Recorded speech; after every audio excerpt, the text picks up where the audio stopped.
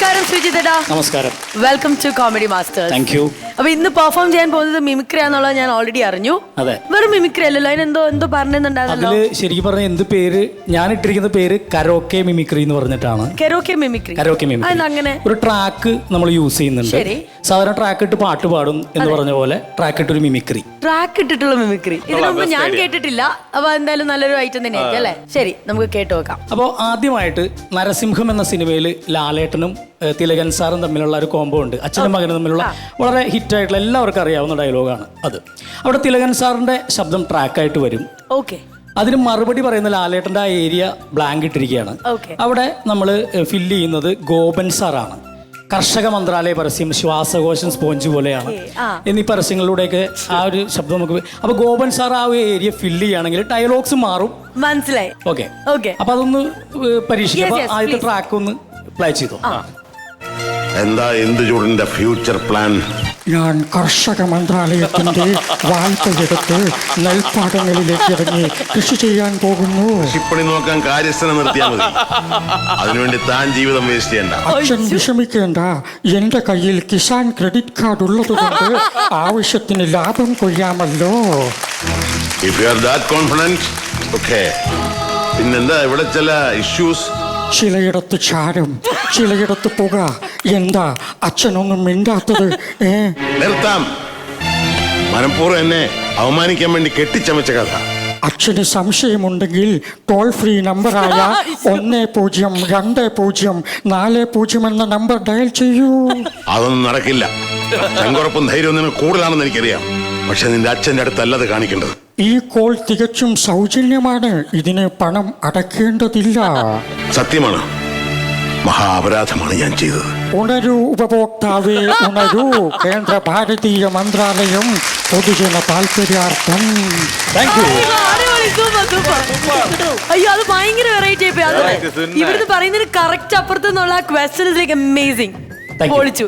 ഇനി നമുക്ക് ആറാം തമ്പുരാനിലെ ലാലേട്ടനും മഞ്ജുവാര്യരും തമ്മിൽ കണ്ടുമുട്ടുന്ന അമ്പലത്തിന്റെ ഫ്രണ്ടിൽ, അത് എല്ലാവർക്കും അറിയാവുന്ന സീനാണ്. ഈ ചുറ്റമ്പലത്തിന് എന്താ കാര്യം എന്നൊക്കെ ആ ചോദിക്കുന്ന ആ രംഗത്തിൽ അവിടെ ലാലേട്ടന് പകരം വെള്ളാപ്പള്ളി നടേശൻ സാറാണെങ്കിൽ എങ്ങനെയാണെന്ന് ഒന്ന് എന്റെ ഭാവനയിൽ.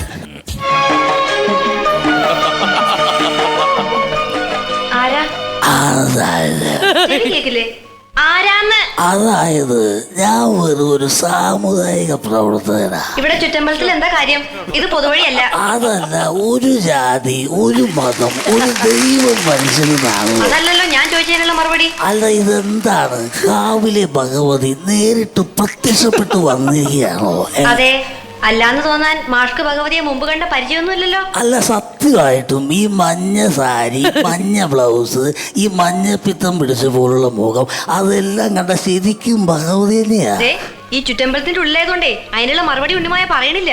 കോലത്ത് തമ്പുരാട്ടിയാടോ മാഷേ? അതേതാ ടീച്ചറെ, ഞാൻ അറിയാത്തൊരു തമ്പുരാട്ടി കോലോത്ത്. ഈ ഞാൻ ആരാണാവോ? വെള്ളാപ്പള്ളി കോലോത്തെ നടേശൻ തമ്പുരാൻ എന്ന് പറയും. കണ്ടാലും പറയും ഒരു തമ്പുരാൻ. അതല്ല, ഒരു കാര്യം ശരിക്കും എന്താ പറയുന്നത്? ജയ് ഗുരുദേവാ. ലാസ്റ്റ് അല്ലിക്ക് ആഭരണങ്ങൾ എടുക്കാൻ പോകുന്നത് മണിച്ചിത്രത്താഴിലെ എല്ലാവർക്കും അറിയാവുന്ന കാര്യമാണ്. അവിടെ അല്ലിയോട് പോകരുതെന്ന് പറഞ്ഞ തടയുന്നത് നകുലനാണ് സിനിമയിൽ. ഇവിടെ പിണറായി വിജയൻ സാറാണെങ്കിൽ ശബ്ദത്തിന്റെ പെർഫെക്ഷനേക്കാൾ ഉപരി ഹ്യൂമറിനാണ്. കോമ്പിനേഷൻ കേൾക്കുമ്പോൾ തന്നെ നമുക്ക് ചിരി വരികയാണ് അല്ലേ? ആ ഒരു കോമ്പിനേഷൻ പറയുമ്പോൾ. ഗംഗ അല്ലിക്ക് ആഭരണം വാങ്ങാനായി പോകാനൊരുങ്ങുകയാണ്. ഗംഗയോട് പോകരുത് എന്ന് പറയണം. ഞങ്ങള് ഇതുവരെ ഇത്തരത്തിലുള്ള പ്രസ്താവനകളൊന്നും തന്നെ ഇറക്കിയിട്ടില്ല. എങ്ങനെയാണ് പറയേണ്ടത്? ഒരു ദാക്ഷിണ്യവുമില്ലാതെ പറയണം പോകരുതെന്ന്. ശരി, ഗംഗ ഈ ലോക്ക്ഡൌൺ സമയത്ത് എങ്ങോട്ടാണ് പുറത്തേക്ക് ഇറങ്ങുന്നത്? അത് കൊള്ളാം. ഞാൻ പറഞ്ഞില്ലേ അല്ലിക്ക് കല്യാണാഭരണം എടുക്കാൻ പോണെന്ന്. അല്ലിക്ക് കല്യാണാഭരണങ്ങൾ എടുക്കാൻ എന്തിനാണ് ഗംഗ പോകുന്നത്? അതെന്താ, അല്ലിക്ക് ആഭരണം എടുക്കാൻ ഞാൻ കൂടെ പോയാല്? ഗംഗ അനാവശ്യമായി പുറത്തിറക്കി നടക്കുന്നതായിട്ട് സർക്കാരിന്റെ ശ്രദ്ധയിൽപ്പെട്ടിട്ടുണ്ട്. മനസ്സിലായോ? വിടമാട്ടെ. അപ്പൊ നീ എന്നെ എങ്കിൽ പോകാൻ വിടമാട്ടെ. ഇന്ന് ആകെ നടത്തിയ പരിശോധനയിൽ 25,335 പേർക്ക് രോഗം സ്ഥിരീകരിച്ചിട്ടുണ്ട്. അതുകൊണ്ട് വിടമാട്ടെ. മനസ്സിലായോ? ദുർഗാഷ്ടമി അത് ഞങ്ങളെ ബാധിക്കുന്ന ഒരു കാര്യമല്ല. ഉന്നെ കൊന്ന് ഓരത്തത്തെ കുടിച്ച് ഓങ്കാരം നടന്നു വിടുവേ. ഇത്തരം ഡയലോഗ് കേട്ട് പേടിക്കുന്നവരുണ്ടാവും, പക്ഷേ ഞങ്ങൾക്ക് അതിലൊന്നും യാതൊരു ആശങ്കയില്ല. കടക്കുവകത്ത്. Thank you. അടിപൊളി. Oh my god. ശരിക്കും പറഞ്ഞാൽ ഒരുപാട് മിമിക്രി നമ്മളിവിടെ കേട്ടിട്ടുണ്ട്. ഇതുപോലെ വോയിസുകൾ എടുക്കും അല്ലെങ്കിൽ ഞാൻ ഇതിനു മുമ്പും ഇവിടെ ഒരു 3.5 വർഷം മുമ്പ് കൊറോണയ്ക്ക് മുമ്പ് അല്ലല്ല, ഞാൻ അന്ന് ഞാൻ സ്റ്റേജിൽ ചെയ്യുന്ന സ്പോട്ട് ഡബിങ് വീഡിയോ ഒരു 40 ആണ് ചെയ്തത്. ഇനി ഇങ്ങോട്ട് വരണമെങ്കിൽ വേറെ പുതിയത് കണ്ടെത്തണം. മിമിക്രീനെ സംബന്ധിച്ച് അത് വളരെ ബുദ്ധിമുട്ടാണ്. അപ്പോൾ അതിനു വേണ്ടിയുള്ള ഒരു റിസർച്ചിൽ ഇത്ര വരെ എത്തിയുള്ളൂ. എന്തായാലും വലിയ ഭാഗ്യം. ഗംഭീര. ഞാൻ പറഞ്ഞു, നമ്മൾ ആസ് എ വ്യൂവർ എന്നുള്ള രീതിയിൽ ഞാൻ പറയണം, മിമിക്രി എനിക്ക് വലിയ അറിവില്ല. പക്ഷേ ആസ് എ വ്യൂവർ എന്നുള്ള രീതിയിൽ നമ്മൾ കാണുമ്പോൾ സ്ഥിരം കാണുന്നതിൽ നിന്നും വളരെയധികം വ്യത്യസ്തമായിരുന്നു. താങ്ക് യു കേട്ടോ. ഭയങ്കരമായിരുന്നു. അവര് 3 പേര് എന്തൊക്കെയോ ഡിസ്കസ് ചെയ്യുന്നുണ്ട്. ഞാൻ പറഞ്ഞാൽ എന്തെങ്കിലും തെറ്റുണ്ടോ? അല്ല, ഞാൻ ആസ് എ വ്യൂവർ എന്നുള്ള രീതിയിൽ മിമിക്രി അറിയില്ല എനിക്ക്, പക്ഷേ ആസ് എ വ്യൂവർ എന്നുള്ള രീതിയിൽ ഇത് ഭയങ്കര വെറൈറ്റി. അതങ്ങനെ പറയുക, അങ്ങനെ അറിയില്ലെങ്കിൽ അറിയില്ല എന്ന് കുഴപ്പമില്ല എന്നേ പറയാവുള്ളൂ. അല്ല, ഗംഭീരം എന്നൊക്കെ പറയാന്ന് അങ്ങനെ പറയരുത്. അല്ല, ബിക്കോസ് നമ്മൾ സാധാരണ കേൾക്കുന്നത് എങ്ങനെയാണെന്നറിയോ? ഒറ്റയടിക്ക് വരുന്നു, ടപ്പ് ടപ്പ് ടപ്പ് എന്ന് പറഞ്ഞ ഒരു 10 പേരുടെ വോയിസ്. ഞങ്ങളുടെ അഭിപ്രായം ഒന്ന് ചോദിച്ചിട്ട് വേണ്ട ഇയാളുടെ അഭിപ്രായം പറയാൻ.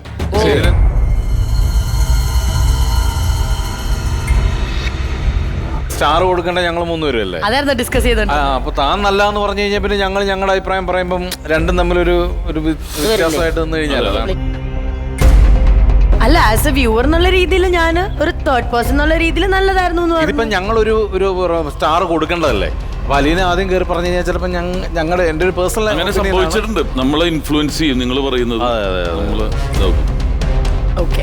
അല്ല, അങ്ങനെയല്ല, ഞാൻ ജസ്റ്റ് പെർഫോമൻസ് കഴിഞ്ഞു ആസ് എൻ ആങ്കർ എന്നുള്ള രീതിയിൽ. സോറി, അത് വിഷമാക്കണ്ട.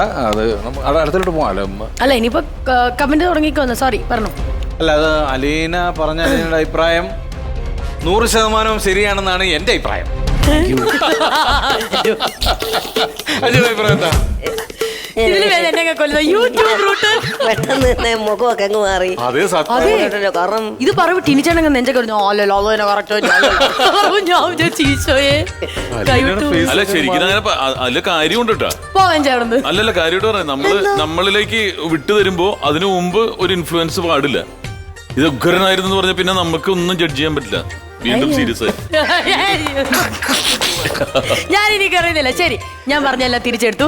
കോമഡി മാസ്റ്റേഴ്സിന്റെ കിടിലം മാസ്റ്റേഴ്സിനോട് നമുക്ക് ചോദിക്കാം ഈ ഒരു പെർഫോമൻസിനെ പറ്റി എന്താണ് പറയാനുള്ളതെന്ന്. Over to you Tini Tom. മിമിക്രിയിൽ ആദ്യം ശബ്ദാനുകരണമായിരുന്നു, അതിനുശേഷം പാട്ട് സീനുകൾ അഭിനയിക്കുന്ന സംഭവം വന്നു, പിന്നെ സ്പോട്ട് ഡബ് വന്നു. അതുപോലെ ഒരു പുതിയ സെഗ്മെന്റ് ആണ് ശ്രീജിത്ത് പേരാമ്പ്ര പരിചയപ്പെടുത്തിയത്. ഇതൊരു സെഗ്മെന്റ് ആക്കി കൊണ്ടുപോകാൻ പറ്റും. അതാണ് പറഞ്ഞത്, ഈ ക്രിയേറ്റിവിറ്റി അറ്റ് ഇറ്റ് സ്പീക്ക് എന്ന് പറയും. കണ്ടുപിടുത്തത്തിന്റെ അങ്ങേയറ്റമാണ് നിങ്ങൾ അവതരിപ്പിച്ചത്. അപ്പൊ അതിൽ യാതൊരു സംശയമില്ല, നിങ്ങളുടെ സ്വന്തം പ്രൊഡക്റ്റ് ആണിത്. All the best. താരങ്ങളെ അനുകരിക്കുന്ന കുറെ ആർട്ടിസ്റ്റുകള് എന്ത് ചെയ്യണമെന്ന് പറഞ്ഞ് വിഷമിച്ച് മരിച്ചു പോകാറായ അവസ്ഥയിൽ ഇരിക്കുമ്പോഴാണ് പുതിയൊരു സാധനം കൊണ്ടങ്ങിട്ട് കൊടുത്തത്. ഇനിയിപ്പോ ഇത് ഉടനെ പല ചാനലുകളിലും കാണാം. എന്തായാലും അങ്ങനെ വരികയാണെങ്കിൽ വലിയൊരു അഭിമാനം. തീർച്ചയായിട്ടും. കാരണം തുടക്കം ആരാണ്? വേറൊരു കാര്യമുണ്ട് ഇതിനകത്ത്. ഇപ്പൊ ടിനി പറഞ്ഞ പോലെ തന്നെ ഏറ്റവും വലിയൊരു കാര്യം ക്രിയേറ്റിവിറ്റി എന്ന് വെച്ച് കഴിഞ്ഞാൽ നമ്മളൊരു കാര്യത്തിന് വേണ്ടി പണിയെടുക്കുക. അത്രയും സമയം അതിനു വേണ്ടി ചിലവാക്കിയാലേ ഈ ഒരു ഇങ്ങനൊരു സംഭവം ഉണ്ടാക്കാൻ പറ്റുള്ളൂ. ശ്രീത്ത് ചെയ്തതിനകത്ത് അനുകരണമുണ്ട്. അതിനേക്കാളൊക്കെ അപ്പുറത്ത് ഹ്യൂമർ. ഓരോ സിനിമയിലെ ഓരോ ഡയലോഗിലും നമുക്ക് തമാശ എങ്ങനെ നമുക്ക് ഇതിനകത്ത് കൊണ്ടുവരാൻ പറ്റും എന്ന് പറയുന്നൊരു സാധനമുണ്ട്. ഏറ്റവും ഒടുവിൽ ശ്രീത്ത് പറഞ്ഞില്ലേ, പിണറായി വിജയൻ സാറിനെ ചെയ്യുമ്പോഴും ഇതൊരു തമാശയായിട്ട് വിചാരിച്ചാൽ മതി എന്ന് പറഞ്ഞിട്ട് പോലും വളരെ ഭംഗിയായിട്ടാണത് പ്രസന്റ് ചെയ്തത്. ഇപ്പോൾ പിണറായി സാറ് കണ്ടാൽ പോലും അദ്ദേഹവും ഇത് ആസ്വദിക്കും. കാരണം അത്രയും ഇതിനകത്ത് വളരെ മേർജായിട്ടാണ് ഓരോ ഡയലോഗ്സും ഫിക്സ് ചെയ്തിരിക്കുന്നത്. ആ മീറ്ററും ഒക്കെ ശ്രീത്തെ അടിപൊളിയായിരുന്നു. All the best. ബാക്കി താരം പറയും. നമ്മളൊരു മിമിക്രിക്കാരൻ എന്ന് പറയുമ്പം നമ്മൾ അഭിമാനിക്കുന്ന ചില നിമിഷങ്ങളുണ്ട്. അങ്ങനത്തെ ഒരു നിമിഷമായിരുന്നു സത്യം പറഞ്ഞ ശ്രീത്ത് ഇപ്പൊ തന്നത്.